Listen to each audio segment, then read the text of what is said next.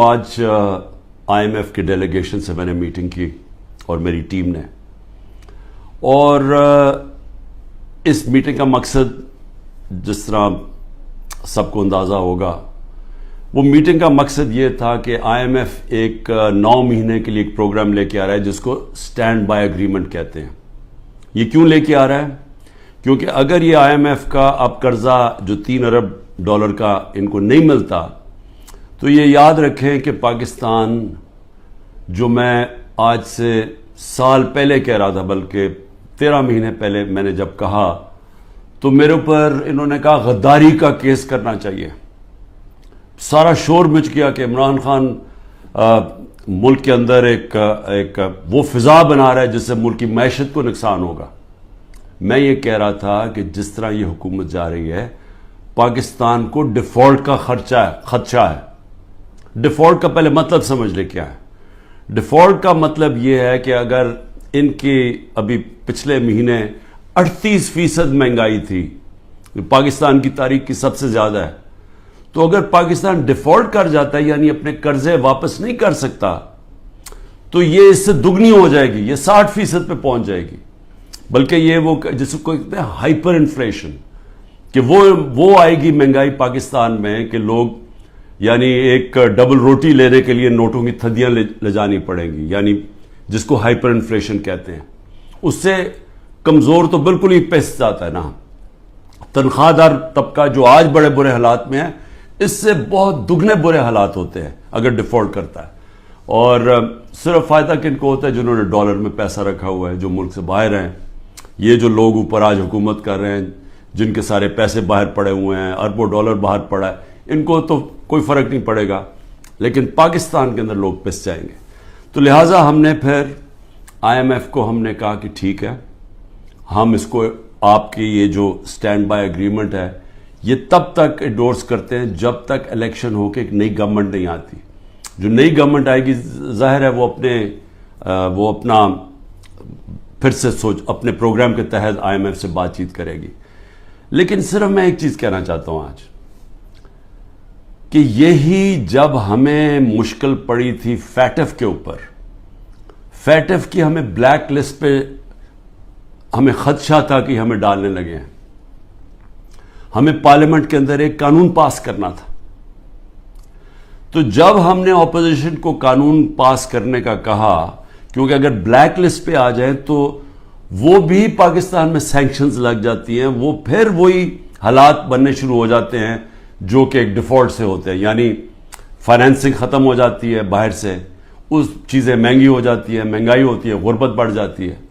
تو اس سے بچنے کے لیے ہم نے وہ لیجسلیشن پاس کرنی تھی اسمبلی میں۔ تو جب ہم نے یہ پی ڈی ایم کے لوگوں کو کہا کہ یہ ہماری مدد کریں یہ لیجسلیشن پاس کرنے میں، تو انہوں نے آگے سے کہا کہ پہلے ہمیں این آر او دو، نیب کے اندر چینجز لے کے آؤ، جو ہمارے اوپر پہلے ان کے دور کے جو کرپشن کے کیسز تھے وہ معاف کرو، اور اگر وہ آپ نہیں کریں گے تو ہم آپ کے ساتھ نہیں دیں گے۔ اور ہم نے وہ این آر او نہیں دیا، انہوں نے ساتھ نہیں دیا۔ اس کے باوجود ہم نے پھر وہ، اللہ کا کرم ہے کہ ہم وہ لیجسلیشن پاس کر گئے، اور آج جو فیٹ سے نکلے ہیں وہ بہت بڑی چیز تھی، وہ جو ہم نے قانون پاس کیا تھا۔ تو میں صرف یہ کہنا چاہتا ہوں کہ آپ کو صرف فرق پتہ چل جانا چاہیے کہ یہ وہ لوگ تھے جو اپنی کرپشن کے لیے ہمیں بلیک میل کر رہے تھے، کرپشن بچانے کے لیے۔ آج یہ حالات ہیں جب ہم ان کی مدد کر رہے ہیں، کیونکہ ہم آئی ایم ایف کو کیوں چاہیے کہ ہماری مدد کیوں چاہیے؟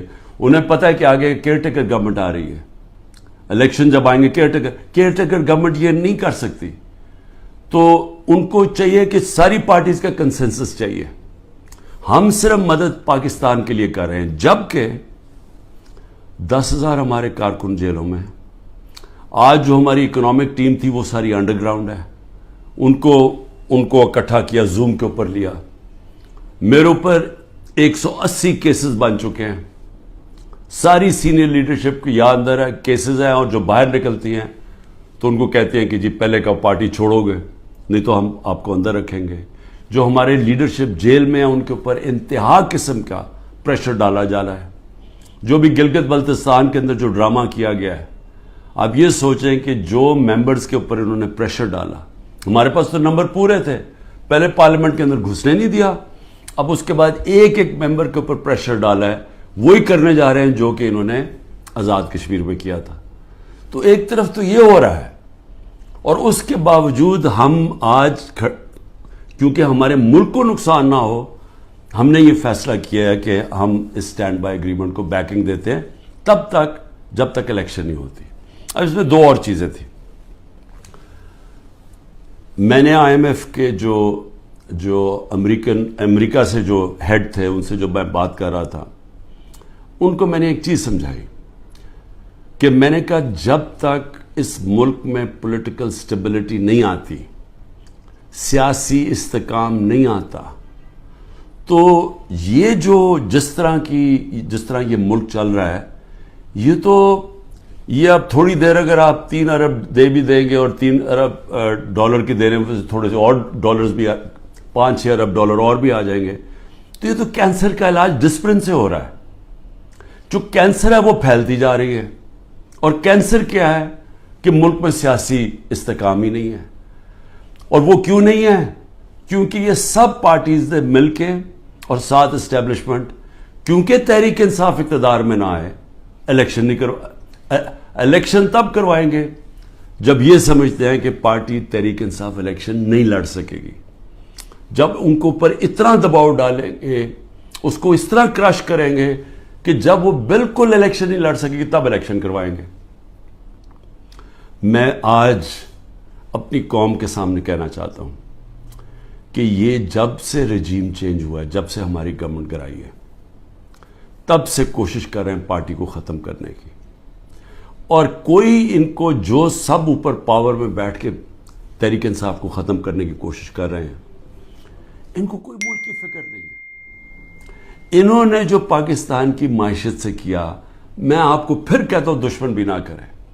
میڈیا کنٹرول کر لیا ہے, ایک کنٹرول میڈیا ایک بات کرتا جا رہا ہے کہ جو ہو یہ تو پیچھے سے یہ تحریک انصاف کی وجہ سے ساری مشکلات آئی ہیں. پھر سے میں کہتا ہوں کہ ہر سال شائع ہوتا ہے اکنامک سروے آف پاکستان. ذرا اکنامک سروے آف پاکستان میں دیکھ تو لیں کہ بینکرپٹ گورنمنٹ 2018 میں ملی, اور کرونا کے باوجود کیسے 6% پاکستان کی معیشت آگے بڑھ رہی تھی, گروتھ ریٹ تھی. 2 آخری سالوں میں جو ایوریج تھی وہ 6% تھی. تو کتنی دفعہ پاکستان کی معیشت اتنی تیزی سے اوپر گئی ہے. انڈسٹری بڑھ رہی تھی, دولت میں اضافہ تھا, پر کیپٹا انکم بن رہی تھی, ٹیکس بڑھ رہے تھے, ایکسپورٹس بڑھ رہی تھیں, ریمیٹنسز بڑھ رہی تھیں. تو جب ایک ملک ترقی کر رہا تھا, اس گورنمنٹ کو گرا کے جس کو لے کے آئے ہیں, انہوں نے کیا ہے؟ انہوں نے ان کی جو پالیسیز تھیں, اور یہ ہمیشہ یہ ملک بینکرپٹ چھوڑ کے گئے ہیں. 99 میں بھی جب یہ نون لیگ گئی ملک بینکرپٹ تھا, 2018 میں بھی بینکرپٹ کر کے گئے, اور پھر آتے ساتھ ہی ایک اکانومی جو چل رہی تھی اس کو بینکرپٹ کر دیا. انہوں نے کیا؟ انہوں نے پہلے بھی جب ایکسچینج ریٹ کو زبردستی روک دیا جب 2018 میں, تو ایکسپورٹس گر گئیں. انہوں نے روپے کو جب اوپر رکھا جو اس کی مارکیٹ ویلیو نہیں تھی, تو اسے ہوا کیا؟ امپورٹ سستی ہو گئی, ایکسپورٹس مہنگی ہو گئی, ایکسپورٹس گر گئی. جب ایکسپورٹس گریں ڈالر کی جب 3 گنا زیادہ جب امپورٹس ہو جائیں ایکسپورٹس کی, تو وہ ملک کیسے آگے ترقی کر سکتا ہے؟ تو تب بھی انہوں نے یہی کیا. اس بار آتے ساتھ ہی انہوں نے یہ نون لیگ نے پھر وہ کیا, روک دیا اس کو روپے کو گرنے سے. لیکن مصنوعی طور پہ جب آپ روکتے ہیں, اس کا کیا ہوا کہ ریمیٹنسز گرنی شروع ہو گئی, ایکسپورٹس گرنی شروع ہو گئی.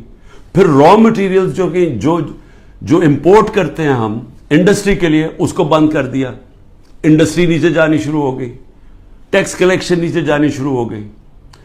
3 ارب ڈالر کا ہمیں مل رہا ہے اس وقت آئی ایم ایف سے اسٹینڈ بائی ایگریمنٹ پہ جو پیسہ آئے گا.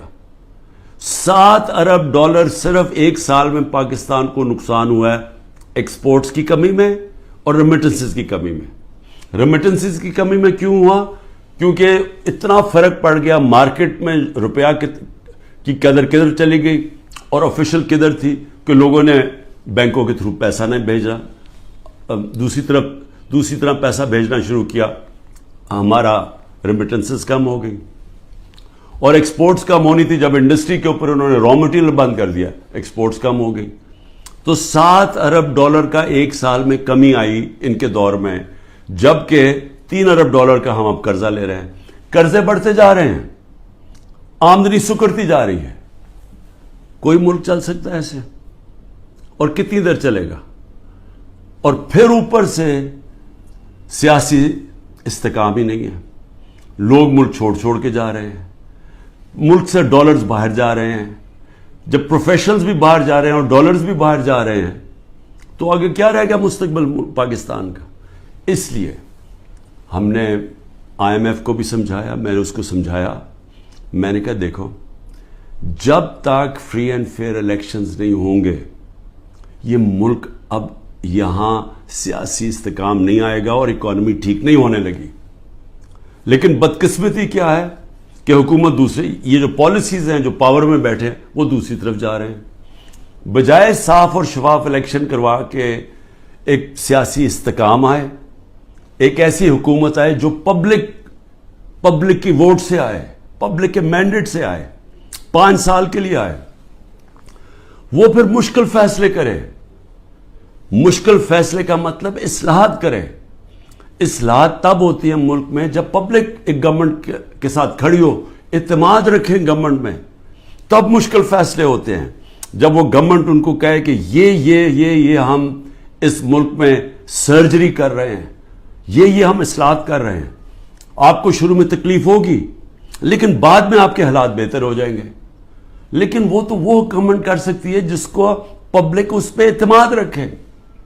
اب ان کے اوپر کس نے اعتماد رکھنا ہے؟ کیونکہ جو انہوں نے کہا کہ جی میں 200 سے کم روپیہ کروں گا، آتے ساتھ اس نے کہا ڈالر کم کروں گا، پہلے تو کہا 100 سے کم کروں گا، یہ سارے انہوں نے نعرے مارتے رہے، ہم مہنگائی کم کریں گے، مہنگائی بھی تاریخی، روپیہ بھی تاریخی طور پہ نیچے گرا۔ اس کے علاوہ جو انہوں نے وعدے کیے سب کے سامنے ہیں کہ کدھر کھڑے ہیں، لوگوں کے آج حالات کیا ہے۔ تو اب ان کے اوپر تو اعتماد آنے نہیں لگا۔ جو کوشش کی جا رہی ہے انجینئرنگ کی، وہ یہ لوگ پھر واپس آ جائیں گے۔ تحریک انصاف کو کوشش کی جا رہی ہے کہ اس کو ختم کیا جائے، تو اس سے تو سیاسی استحکام نہیں آنے لگا، اور اس سے تو آگے کوئی ملک کا مستقبل ہی نظر آ رہا۔ تو لہٰذا ہم نے ان کو یہ ضرور کہا کہ دیکھیں جو آئین کہتا ہے، آئین کے مطابق الیکشن کروائے جائیں، آئین جو فنڈامنٹل رائٹس، بنیادی حقوق کی حفاظت کرتا ہے، وہ اس کو امپلیمنٹ کیا جائے۔ کیونکہ آپ صرف اگر پیسے دے ہی دیں گے، پھر سے میں کہہ رہا ہوں کینسر کا علاج ڈسپلن سے ہوگا، تھوڑی دیر کے لیے فائدہ ہو جائے گا، کینسر تو پھیلتی جا رہی ہے، کینسر تو تب ختم ہوگی اس ملک میں کاٹ کے جب نکالی جائے گی، جب ایک مینڈیٹ والی پبلک کی بیکنگ سے گورنمنٹ آئے گی، وہ مینڈیٹ اس کے پاس ہوگا، وہ پھر ایک وہ سرجری کاٹ کر کے جو اس ملک کے اندر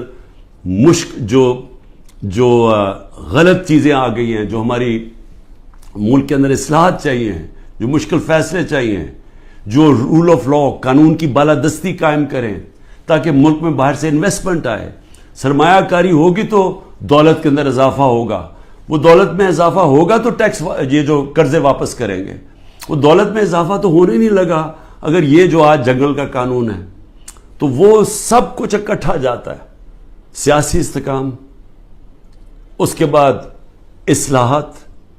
اصلاحات میں سب سے پہلی اصلاحات رول آف لا، قانون کی حکمرانی، یہ جو جنگل کا قانون ہے یہ ختم کیا جائے، اور اس کے بعد پھر سرمایہ کاری ہو، اور اس کے بعد اس ملک کے اندر دولت میں اضافہ ہو، اور اس کے بعد ہم اپنے قرضے واپس کریں اور خوشحالی آئے پاکستان میں، لوگوں کو نوکریاں ملیں، بے روزگاری ختم ہو، دولت میں اضافہ، لوگوں کو باہر نہ جانا پڑے، تو وہ تو شروع ہوگا صاف اور شفاف الیکشن سے۔ اور مجھے جو افسوس ہے اس وقت اور خوف آ رہا ہے کہ ابھی تک جو پر اقتدار میں بیٹھے ہوئے ہیں ان کا کوئی اور پلان بنا ہوا ہے، اور وہ جو پلان ہے وہ پاکستان کو تباہی کی طرف لے کے جا رہا ہے۔ آخر میں ہم نے IMF کو یہ بھی کہا کہ اس وقت ہمارا جو کمزور طبقہ ہے شدید مشکلات میں ہے، اور اس وقت یہ جو پروگرام آپ دیں اس کے اندر ان کا خاص دھیان رکھا جائے۔ صحت کارڈ کو کئی کی جگہ ختم کیا جا رہا ہے. یہ ایک اتنی بڑی نعمت ہے غریب لوگوں کے لیے, مڈل کلاسز کے لیے, سفید پوش کے لیے, کہ اتنی مہنگائی کے اندر کم از کم ان کا علاج وہ جائیں تو کم از کم وہ جو ہمارا صحت کارڈ کہ 10 لاکھ روپے تک ان کو کسی بھی ہسپتال میں علاج ملنا چاہیے, اس کو رول بیک کیا جا رہا ہے. اور دوسری چیز ٹارگٹ سبسڈی جو ہم لانے لگے تھے, کہ بجائے آپ سبسڈائز ایسے کریں کہ پٹرول وہ عمران خان بھی اتنی قیمت کا خریدے اور ایک بیچارہ غریب آدمی بھی اتنے خریدے یا رکشہ والا بھی, ایسا نہیں ہونا چاہیے. ٹارگٹ سبسڈی ہونی چاہیے, جو ہمارا پلان بنا ہوا تھا اور ہم پوری تیار کیا ہوا تھا کہ ہر طبقے کے لیے جو نچلا طبقہ ہے اس کی حفاظت کی جائے, اور جو پیسے والے لوگ ہیں وہ اتنا جو پیسے دے سکتے ہیں وہ پوری قیمت دیں. لیکن اگر آپ کم قیمت کریں گے تو سب کے لیے وہ قیمت نہ ہو. نچلے طبقے کو سستی دیں اور جو پیسے دے سکتے ہیں وہ پوری قیمت دیں, جو ساری دنیا میں ہوتا ہے. یہ پلان بھی بڑا ضروری ہے نچلے طبقے کو موجودہ مہنگائی سے ان کی حفاظت کرنے کے لیے. یہ بھی ہم نے اپنی بات کی ہے, ہوتا یا نہیں میں نہیں جانتا. آخر میں صرف اپنے پاکستانیوں کو کہنا چاہتا ہوں کہ دیکھیں, آپ سب کے لیے بڑا ضروری ہے سمجھنا. آپ یاد رکھیں کہ اگر یہ پولیٹیکل انجینئرنگ کے تحت اسی طرح ایک فراڈلنٹ الیکشن سے, جس طرح کہ یہ سندھ میں ابھی الیکشن کرواتے ہیں, اگر اس طرح کے الیکشن سے یہی لوگوں کو واپس لے کے آنا ہے اور ملک کی سب سے بڑی جماعت کو کونے پہ لگانا ہے, ختم کرنے کی جو کوشش کی جا رہی ہے, اس سے سب سے بڑا نقصان پاکستان کی عوام کو ہے. اور 14 مہینے میں جو نقصان ہو چکا ہے, یہ مزید اور زیادہ نقصان ہوگا. یہ برداشت کر سکتی ہے قوم یا نہیں؟ میرے خیال میں یہ نہیں کر سکتی. میرے خیال میں یہاں ایک ایسا حالات ہو جائیں گے جو سب کے ہاتھ سے باہر نکل جائیں گے, جیسے سری لنکا میں حالات ہو گئے تھے. اور عجیب چیز سن رہی ہے کہ سری لنکا کے آج ہمارے سے بہتر حالات ہو گئے ہیں. یہ بھی آپ ذرا آپ کو دھچکا لگے گا سن کے.